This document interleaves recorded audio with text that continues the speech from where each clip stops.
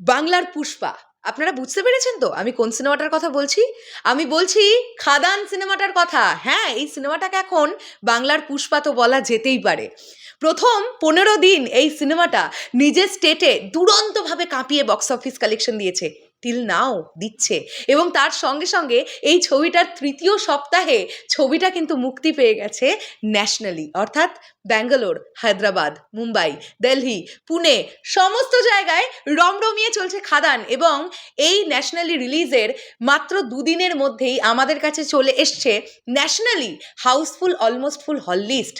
আপনারা দেখতেই পাচ্ছেন।